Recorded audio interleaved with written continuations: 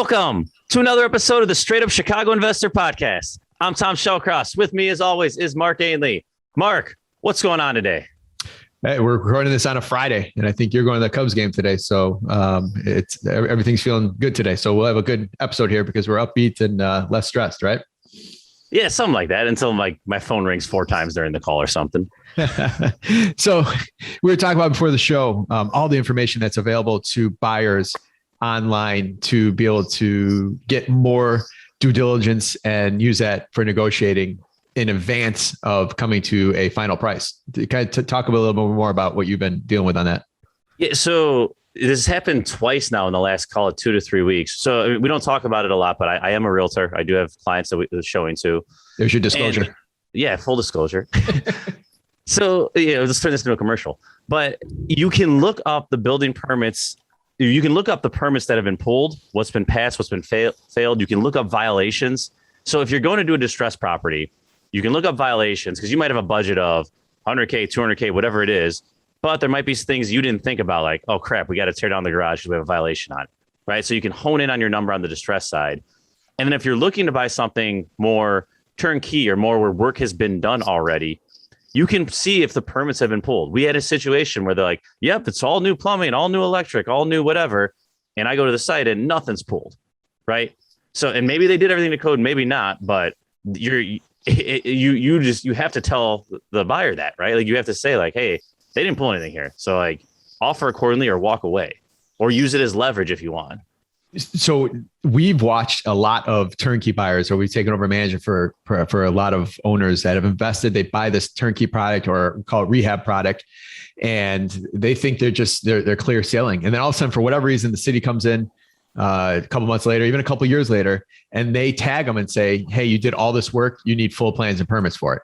So now they have to go. Whether you did the work or not, it will fall on your shoulders. This is your problem now. And now you have to get an architect. You have to go through the process. And maybe you don't have to do much work and they call it an as is permit. But you're still going to pay 5 to 10 grand just trying to figure out the as is solution and you got to pay for an attorney. It's just a lot of headaches. You got to go to court. So all that, you got a lot of information out there. And we'll link to the site in the show notes. But if you just Google up City of Chicago building violations, it'll take you to where you can enter the address. That's one of the easier ways. That's how I always do it. Yeah, no, absolutely. So it'll show you violations, permits pulled, all that fun stuff. And if you have questions on it, reach out to someone who's more experienced, but know what you're walking into. So cool. All right. Housing provider tip of the week. That kind of sounded like a tip of the week. So we would kind of get double. You want to roll in? Yeah, no. But so my housing provider tip of the week is just be conscious of the tenants you have. Keep good tenants. A lot of times we bend over backwards for bad tenants, and the good tenants that aren't asking much of us, we just kind of put on cruise control and don't really pay attention to. So I'll keep it short and sweet here, but keep good tenants. If you have good tenants, maybe do something more for them, or make sure you're reviewing their place on an annual basis, see if there's anything you do, or see if there's anything you get them to renew. Because those are the people, profit in this business, success in this business equals less turnover for you buy and holders. So keeping those good tenants in place, if you can keep them in 5, 10, 12 years, like that's huge difference in the money you're going to make on that particular property. So absolutely. Peace of mind as well. Yep. Let's roll in. All right. Today's guest, we're going to kind of break down a few different things here today, but today's guest, he started off as a trader. He moved into commercial banking. I believe he was working for one of the banks. And then he is now principal for the last 13 years of Continuum Capital, which is a lender that we'll just say does non-traditional lending based on banking standards. So we're talking about some true relationships today. He is a graduate of Ohio State and then also master's at DePaul. So we got some big hitting universities there. We're excited today to have Brian Lignelli on the show. So Brian, welcome aboard here. Did I sell you short in the intro? Is there anything more you want to add to that? No, all great. Thank you, Mark, Tom. It's a privilege to be on here. And I just want to commend you, gentlemen, for the establishment of your podcast, Straight Up Chicago Investor. It is proven just to be an amazing resource for our community. And you do a great job. Thank you. Well, So you like this guy already? Yeah. It's a requirement. We make people say that to come on the show. So, you have to say at least 2 nice things about the show. No, it's true. So before we dive into background and the topics here today, I want to bring up to everyone listening and revisit here for us 3, just how we ended up on this call. I think this is such a cool scenario that started, I think about 10, 11 years ago now. So some of you guys know Jared Cott, who's I think episode 11, but he 11 years ago as an investor was standing in the Home Depot down on 87th Street. And he was at the contractor. He's actually, I remember Jared could tell the story a lot better, but Jared was pissed off at they didn't have something in or they weren't giving the discounts he wanted. And about 5 feet away was a contractor, big guy. You can tell he's a contractor, big burly guy. And he is leaning against him. He goes to Jared. He says something along the lines of, "Hey, you need someone to lend you money?" And right away, Jared, again, he tells the story great. He gets like this creep factor, like, "Oh my gosh, what's this guy doing?" Like, it was just a weird question at a random time in a weird place. And Jared being who he is, he starts talking a little more and ultimately, he's not even sure that this guy's legit. He gives him his email and he says, "If you send me the information," and the information that the contractor there today, Benny's done a job for you, Tom, and he's done many jobs for us. I refer him out. Side note, his email is like Benny DeBull. Benny DeBull. Yep. Which is hilarious. So Benny sends Brian's information over to Jared. And Jared goes on and does millions of dollars of lending with Brian here. And ultimately, you guys formed a relationship. You're a huge part of his success. And then one day I came along and I said, "Hey, Jared, I know you got your guy that you're working with." And I had whatever scenario it was, and I need to refer you. And that's how you and me connected. And then we connected a few years later again. And here we are on the show. So all because of a visit to Home Depot of a contractor who basically was networking himself. It's just the power of networking relationships and where things go. And my wife always gives me a hard time about talking to random strangers, but I think that is some of the most powerful moments you have of talking to random strangers of growing your network. Absolutely. And that's a beautiful thing about our marketplace as well. I think that's real estate in particular. I know we talk about how relationships matter, but for me personally, it's one of the things that I really love about our industry is that you can have meaningful relationships. And it's so important for us to enjoy what we do every day and wake up. So it's great. That was a wonderful, thank you for sharing that story. And yes, we've had the privilege of working with both Mr. Cott and Mr. Reyes over the course of the years, both from investing as a lender in their projects, but also working with them via their other elements of the business, whether it be Jared through his property management company or Benny through some of his contracting elements as well. Yeah. And besides the golden rule of like, you just should be nice to other people as a decent human being, like it goes to show like you treat a contractor well, and it led to him going out of his way to get this client that leads to $1 million of business, right? Like you treat everyone well, the stuff does come back to you. You shouldn't be expecting that return, but it does come back to you. But now that you've said this, Tom and Mark, Benny's probably going to be coming for me for some type of fee for the referral. So, he'll say it. Yep, he will say it. Yep. I love Benny. Yes. So, but yes, the power of and that right there is a great case in point of how our business, if we dovetail into that, and that's really how we have grown our business over the course of years, is pure relationships, what I call the guerrilla marketing, or not I call, but that's the nomenclature of just boots on the ground, pressing the flesh, doing right to people, and trying to benefit and help them in other aspects of their business and their life that may not be directly related to that underlying a transaction that you first connected with them with. Well, let's kind of dive deeper into kind of your part of the industry and how you got into this. But you start off as a trader, which is pretty crazy, chaotic position, and you went into you got more into a call it a commercial banking type position that would be a little more level-headed than running around the market. And you you left there and you got into to Continuum Capital today. What I want, the question I guess I have here is, what need did the market have that motivated you to jump into Continuum from a pretty steady type position in a really steady industry? Like, what's the need out there that you started for, and that you probably still serve that same need today? Yeah, absolutely. Thank you. I'm going to back it up just a moment. Actually, I began my professional career, or prior to getting into trading, I was actually working for a big corporation. I was with Pfizer doing pharmaceutical sales, and I learned a lot about that organization in terms of its structure, hierarchy. And although I had a great respect for that, I, much like all of us in our industry here now, I wanted more freedom and had an entrepreneurial spirit.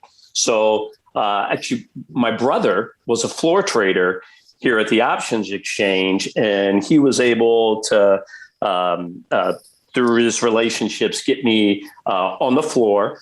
And quite frankly, I couldn't have timed that any worse. I got in, and by the time I got my quote unquote badge, it was right when the industry started to drastically change. We went into the tech bust. And as we know, floor traders were going extinct, and now they are extinct and they are no longer with us. So I knew that I had to yet reinvent myself again in a very short period of time.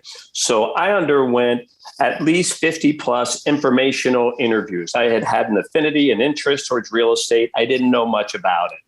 I knew that there were opportunities to accumulate great wealth and to have an independence, create a lifestyle which was more in your own terms. So I set off and just started meeting people of all assets of the business, whether they were an architect, a CPA, an appraiser, broker, across all the property types, residential, industrial, retail, office. And I did that for a good couple of years while I was still trading, but knowing that, the shop needed to be closed in the near future. All the while, I knew I needed to invest in myself. So I pursued an MBA at DePaul part-time. So during my days, I would trade early morning. I would go to school at night. And in between there, I would do these informational interviews. And that is something, particularly those that are starting off in the industry. People just naturally like to talk about themselves, I dare say, and their successes. And if you come to them and asking for their help, their insight, they're going to be so willing to, respectfully of their time, to make another connection for you that may benefit you. And so I tangentially went on this path.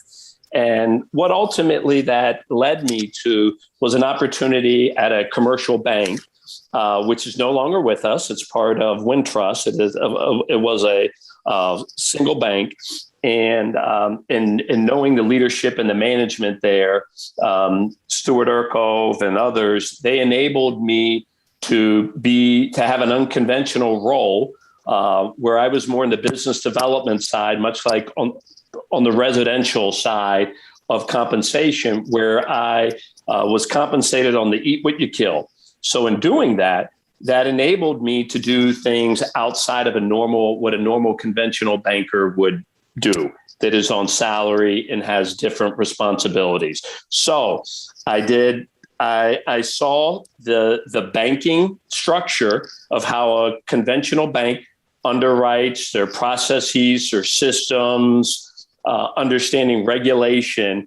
And I was also able to go use my network and to do some private type of deals. And I'll give you just a quick example of, and this will dovetail to answer your question, Mark. While I was working at the bank, one of the investors of the bank had a nephew that Indiana University that needed an intern for summer. And I said, great, I'd be happy to work with them, bring them out in the streets and, boots on the ground, and as well as show them our operations here in the lending side.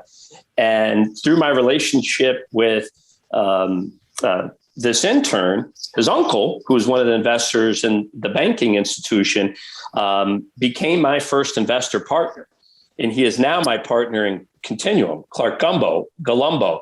And not only did that dovetail just doing right to his nephew, give me access to his uncle, just being good. Then now it has morphed and evolved into he's a mentor, a confidant, a great friend, my business partner. We do a multitude of businesses with him together. So while I was in the banking industry, and this was really through 2000 through 2006, 7, I was able to really understand the challenges and the processes of conventional banking. And while I was in graduate school, that was not that this is all that unique. There's a lot of people that are out there in the private lending world, but that's where I was able to identify and participate in the niche of more the creative custom financing that is really the anti-bank, the anti-institutional lending. So I took some of those institutional methods and processes and tried to eliminate all of the hurdles or difficult elements of it that really made the experience dreadful for lending customers, and then to make it more of a customized, custom suit, more of a bespoke boutique experience for our partners, which are our borrowing customers. So that was a lot. Yeah. There are a lot of different tangents on that. Ultimately, though, what kind of client, or maybe you give some examples? What are the people that the conventional banks are not able to service that Continuum or companies like Continuum are really capitalizing on? Helping be successful. Sure. We like to, our ideal customer are ones that are experienced, that have exhausted friends and family, investor capital, that are not as evolved, if you will, where they're doing PPM issuances or debts or funds, but they have a great network. They have a great team around them, whether they be agents, a property management, contracting team, attorneys, insurance brokers, but they just have limitations in getting to that next level. So we like to partner with them. We don't want to be an anchor to them, and we work with them. Our customers typically have two components of their business. One is most of them are trying to build a portfolio to build their net worth of rental property. And in conjunction with them, most of the time they are also flipping assets to have a monetary event. So we work with them creatively, where we're effectively providing them working capital lines of credit to buy both rental properties as well as to invest in the acquisition and renovation of properties which they look to flip, whether that's a single family home, an apartment building, or a mixed use asset. Got it. And Brian, is this like a Chicago thing? Like, are you guys completely local here? It's a great question. Yes. So our capital is backed from high net worth individuals, family office, that we are focusing on our local expertise. So we all know we can, as you have spoken with, there's so many nuances. It's the good and the bad of our marketplace, right? And albeit we are focused here in Chicago, and I think we all know that we have great headwinds before us. We're exploring looking into a few other markets, and we actually just did a couple deals within the past month in Denver. But the only way that will do deals outside of our market is if we have real boots on the ground, because we're a relationship again. So we need to go out there, kick the bricks, talk to our customer, understand what their vision is, how they're going to execute their strategy. And that is really, that qualitative assessment and process is what we believe has found our success, as well as our customers' success to work with them. But at the moment, we are primarily Chicago driven, but we are exploring other markets. And I will tell you, it is amazing as I do more research and dig in how other markets really differ from Chicago on a multitude of reasons, but we don't need to go down that tangent. So so you mentioned before we got on the show, how when you Continuum started 13, 14 years ago, it was really you had limited competition.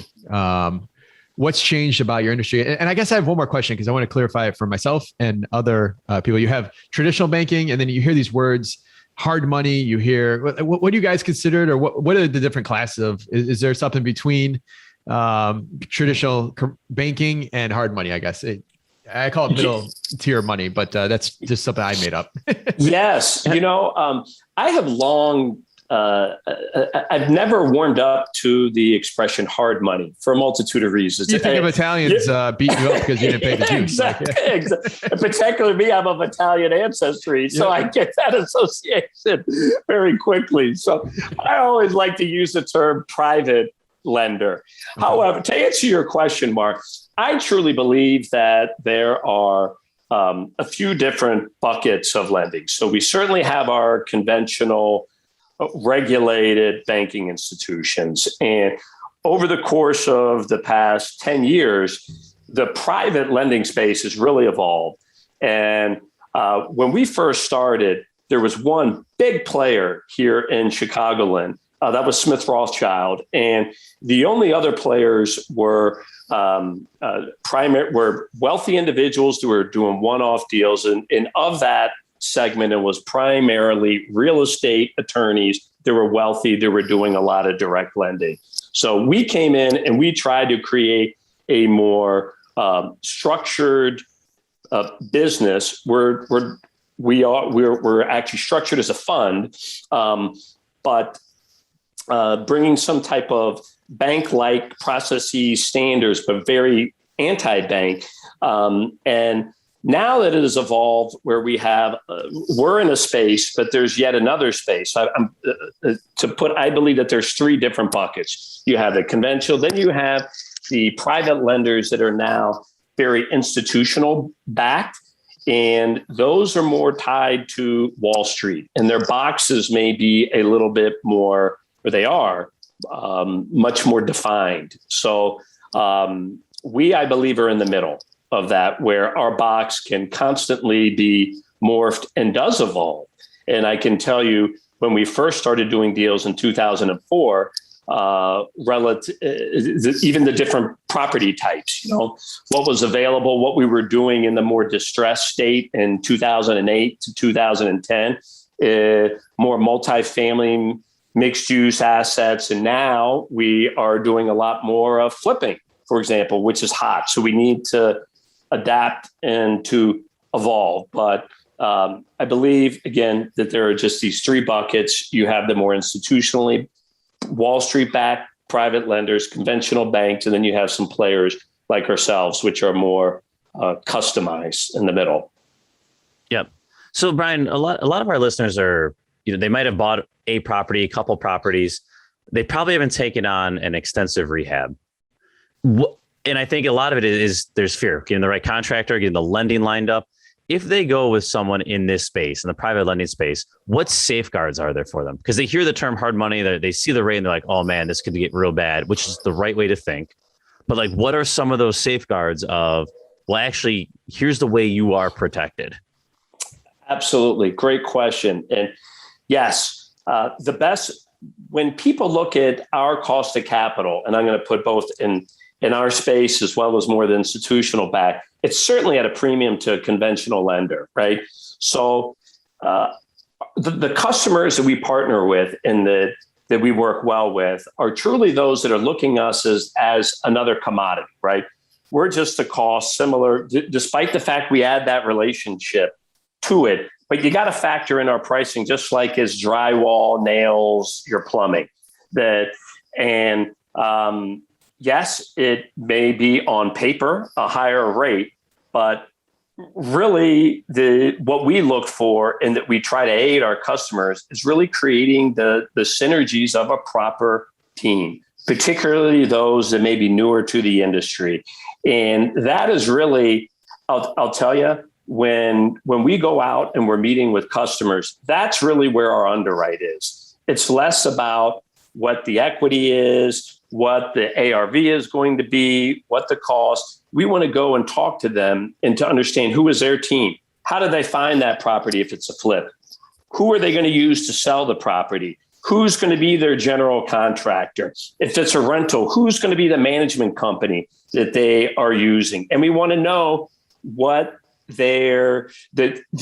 what they estimate in terms of pricing, not only with labor, materials, rental rate, ARV. And if that person hasn't done their research and doesn't know the market, then that's someone that we're not going to feel comfortable partnering with, because we use the expression, we don't want to be an anchor to someone.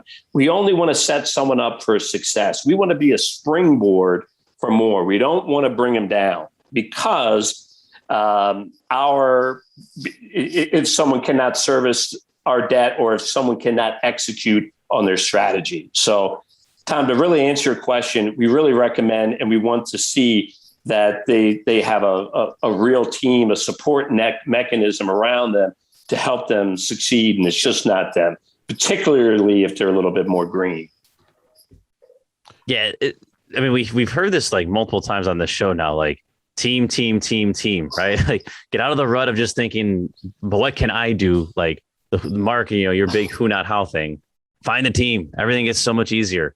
But our business, my personal business, has gone up tremendously because I've met a ton of different people over the last year. I'm the same person. I know other people. Yeah. That's all that's changed. And as a capital partner, I look at that as a strength. Someone who has a deeper network, that is that qualitative component where I'm giving that person more thumbs up. That person is more attractive to me to do business with, because I know that when bad things happen, they're going to be able to better work out of those situations and leaning in on their professional network. And someone who touts themselves as they can do all these different things, I'm less inclined to. They very well may be adept and have the skill set to do those things, but there's only a certain amount of time in the day and of what one can do. So yes, I think someone being more humble and saying that no, I can't do it, but I've got Mark Ainley and GC, these guys are great. That gives me comfort. I think that's great to have those specialized, the who, not how. I'm actually reading that book right now as well. Mark, you all's recommendation, just into it. Yes. Nice. Well, to kind of keep going down the networking, we'll kind of move over to some of your experience in Lincoln Park Builders Association. You were past chair, past president, and Tom and I get a true advantage. We get to invite whoever we want on here and talk to them, and then we gain their network every time. So that's something I think we've grown to be lucky. That's one of the awesome byproducts of doing the show. But other people that do not run podcasts, they have to get out their network and find events or solicit online. You did a lot with Lincoln Park. You did a lot with, I think you were chair of REIA, REIA as well too. Kind of tell us a little bit about that and how just any of our listeners can really just jump in and get involved in organizations like this. Absolutely. Yes. To your words, jumping in is really the most critical thing. And unfortunately, it takes time. It's a lot of reps. Where you need to showing up is a big part of it. And developing the relationships is certainly, doesn't happen overnight.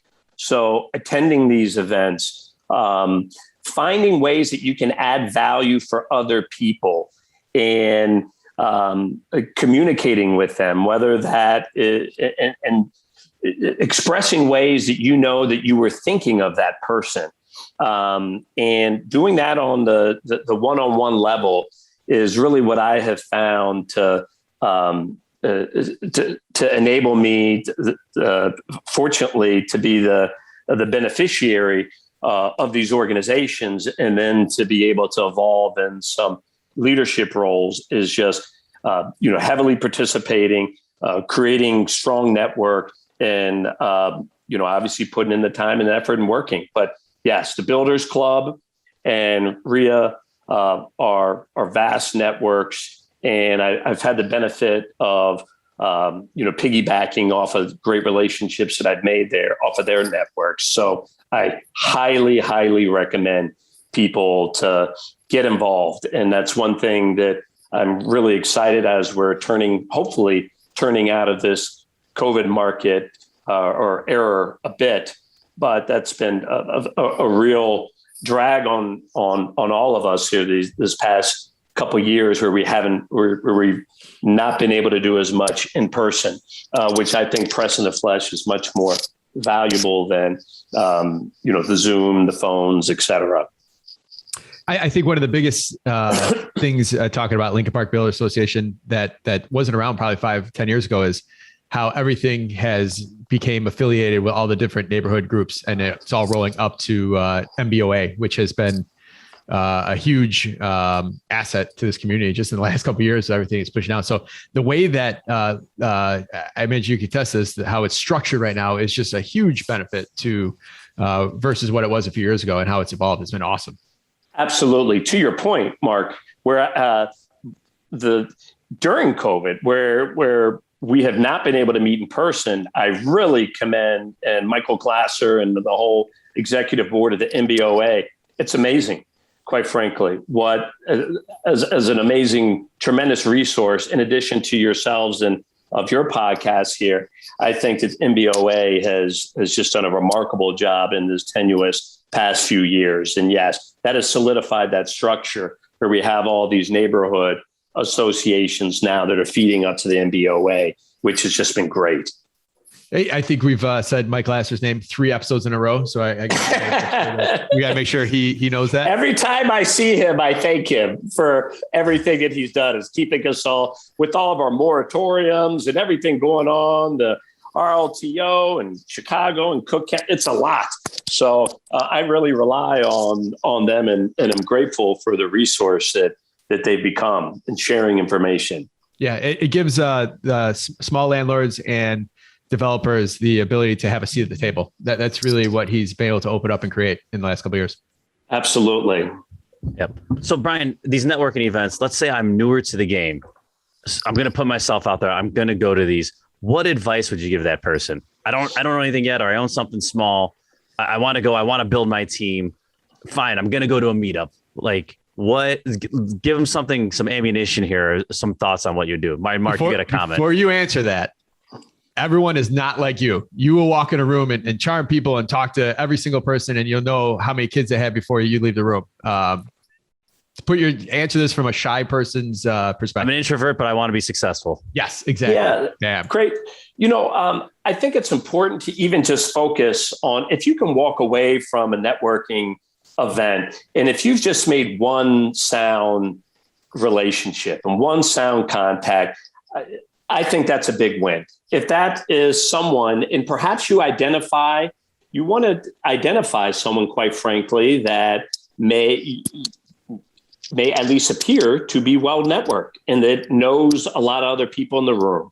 So if you have the ability to make a strong connection with that person, and then try to, in a non-aggressive, respectful way, try to make a contact with that person, follow up with that person.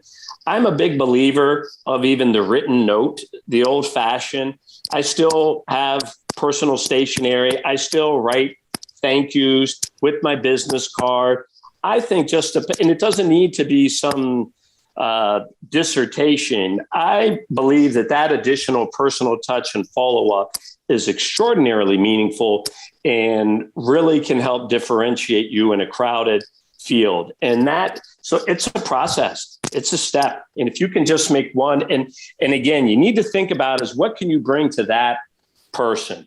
And also it's okay to ask that person for help. I think it's very reasonable, but it needs to be a respectful, reasonable question or of what that help may be. It can't involve a tremendous amount of time from that person for which you're asking help. But Tom, to your point, if you could focus on trying to make a sound connection with one of the thought leaders, make sure you follow up with that person. Maybe you have an ask of them, a small ask. And if there's one thing that you can do to try to help them or offer to help them, I think is a great start. And if you just keep doing that, that will grow over time and your sphere will evolve, but it takes time. Believe it or not, I'm pretty shy. I don't know if introvert all the way, but I'm pretty shy in those situations in general. But the one thing, and over the years, obviously I've been able to evolve, but one of the things that was always helpful for me as a younger professional was, you mentioned it before, asking questions. A lot of people like to talk about themselves. You feed the ego. That sounds negative, but when you ask people like how they did, and you don't have to, maybe it annoys them if you ask them the entire story, but like, hey man, what were your struggles on that particular building? Or I heard you did this project and that was an amazing project. I would love to do something. And just going at a conversation in that aspect and kind of, I'd say it again, feeding the ego. I think that's a totally agree. Yes. And a great way is look to try to create that personal element of them as a human being in a particular transaction, and giving attention to that personal element. Again, trying to differentiate yourself so that you can make a real connection. Yeah. We had a guest on a couple of weeks ago, and he's a property manager, and I reached out to him after the show and I said, hey, listen, this is what I'm doing with it was something totally off the topic of what we talked about in the show, but it was something that could ultimately make him another 30 or 40,000 a year, just on how he holds his money, that whether he does it or not, he'll at least remember the fact that I tried to reach out. And I am doing those things on purpose. That's something that's just kind of grown over the years of naturally wanting to help people and add value. Pay it forward, my brother. Absolutely. It's a big deal. It'll come back to you and as well. One more thing on questions, like if I know, like in the sales process, when someone asks the right question, it shows like, oh, he or she knows what they're talking about. Like you might have never done a deal, but you can almost have the preface of, I know what I'm doing because these are the right questions you should be asking. Right. Like this. Absolutely, Tom. Yes. And that's about doing your research and working. So yes, to your point. And that shows a lot about a person, right? When you're trying to make establish a relationship, it's okay if you don't know all the answers, but what is not okay, you need to know what to look for as best you can, right? Or at least to start taking you down certain paths, which will open up more cans of worms, but still. The one thing that I'll just one last thing before we wrap here is kind of a don't do. Sometimes people reach out to network and I'll think, the 15, 20 minute call is we'll see what happens. You never know. Right. And I get the phone and their first question is, so what do you do? It's like, yeah, come on, man. Those are like, or how long you been in business for? Like, listen, man, I'm on the first 5 pages of Google. If you Google my name, like we could probably skip far forward to however I can help you on this call. So be prepared when you're going to network with people. Now you're in a networking group, or a function, you're not going to always know that person at a time, but if you're going to follow up with them after that group meeting, then, take the 5 minutes of Google. I think that's a huge way of kind of know what you're talking about, to the point you guys just made. Absolutely. Nice. So, all right, cool. We're going to wrap now. You ready, Brian? Hit the questions. All right. So what has Continuum's competitive advantage been? You guys started off as one of the few, and now you're up against many, and you're going to make it for the long run. What's you guys been your competitive advantage? Our competitive advantage is to have competitive pricing, strong relationships, and being a springboard for our customers' success and acting quickly and understanding that we want to be a pure asset and a pure partner in their success. I'm going to add one more thing because that sounded more rehearsed. The relationship piece for your business, and I know this because I know people that have done business with you. When stuff has gone wrong, you guys have backed them one way or another to help them get through it. That's the relationship piece. Anyone can have a relationship with somebody, but when the crap hits the fan, you guys have been able to help them through some pain points, and that's I think the difference in that relationship. That's that just to start on that to follow up on that. In terms of the relationship, we just ask for honesty. We know that, to your point, that crap happens. The partnerships fade. The market moves against us. Prices of materials increase. You lose, your labor. All those things happen, and we just want to know about it. We want to help you, and that's really our mantra. Yes. Brian, what is one piece of advice you would tell someone that is yet to buy their first property here in Chicagoland? Do your research and create a good team of professionals through the whole process, buying, through renovation, through management and disposition, accounting, legal. Build yourself a strong network. What do you do for fun? Well, I've got an amazing family. I say for fun, I like to spend time with my daughters, my wife. And I'll tell you, one of my more favorite things is getting together with my real estate friends, talking shop, talking what's going on in the world, and trying to solve the problems of the world, which there are many. So there are much to talk about. But I love trying to exercise, and I enjoy reading when I'm able to find the time as well. You said trying to exercise. That's funny. That's such a problem. Try to yes. Goals. We got to have goals. So, Brian, you mentioned Who Not How already, but could you give us another good book, podcast, or self-development activity that you would recommend to our listeners? Yeah, I always, as I mentioned, I love to read, and I break it down. I always am trying to read I'll say self-help, business-related book. Who Not How is what I'm in now.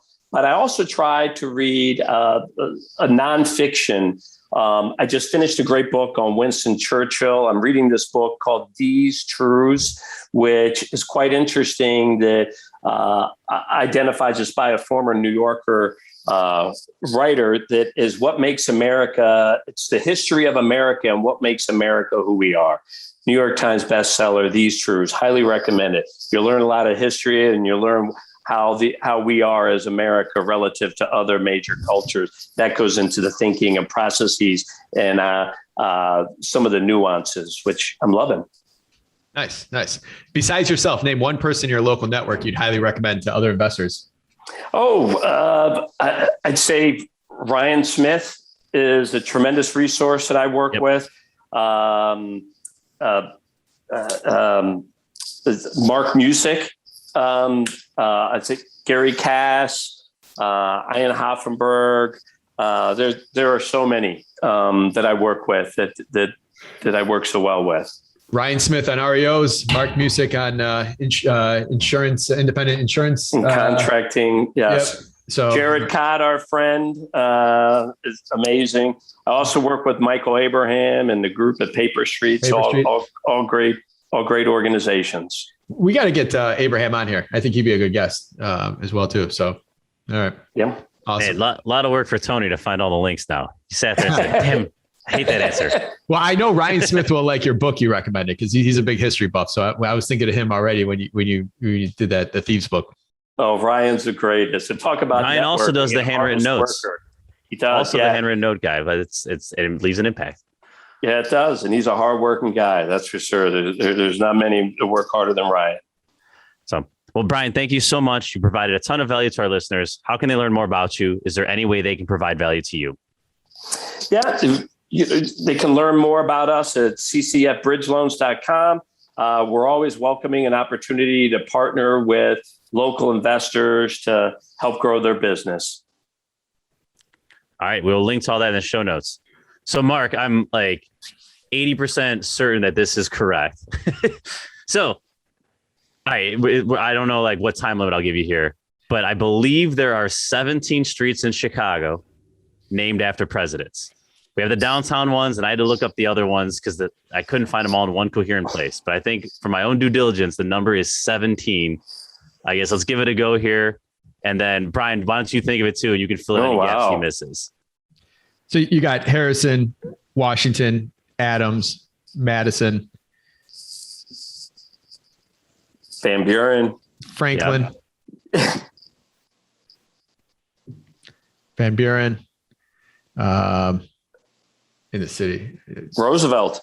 Roosevelt. Thomas. Jefferson. There we go. Yeah. Thank you, Tom. Jefferson. Yeah. You got a whole park after him. Yes.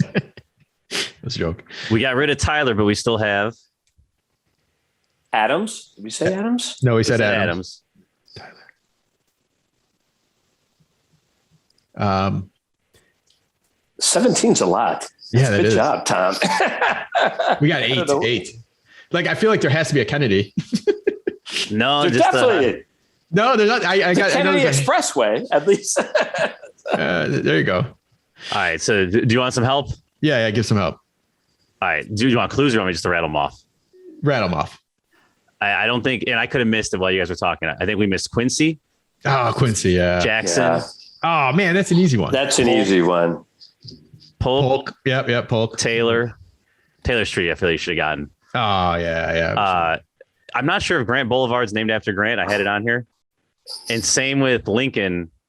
Like, is Lincoln named after Lincoln? And then up north by me, Wilson. Oh, That's more. Oh, and I'm sorry, Fillmore. we should. I should be ashamed of myself. I was just espousing the virtues of this great book, These Truths, that talks about American history. And I missed all of these. It's tough though, man. Like, it sounds like so easy, and I'm doing the research. I'm like, oh, yeah, I know this, but like on the spot, like. Well, here's the root cause here, or problem here is I should just know my presidents, and I should be able to just go one by one, and that would have solved. Well, we have the first like 8 or whatever, and then they skipped Adams because he's a federal. Like, look this up; it's pretty cool. They talk about the downtown grid there, why it's not in order. So, oh, okay. way cooler than our podcast. We'll listen to that. Oh wow! Awesome. All right, Brian, Tom, thank you. Thanks, guys. Another awesome show here. All your listeners, please check out our website. Got a lot of awesome resources there. Leave us a 5-star review before you hang up here, and we will see you soon. Thanks, Brian. Thanks, Tom, and we'll talk to you later. Thanks all.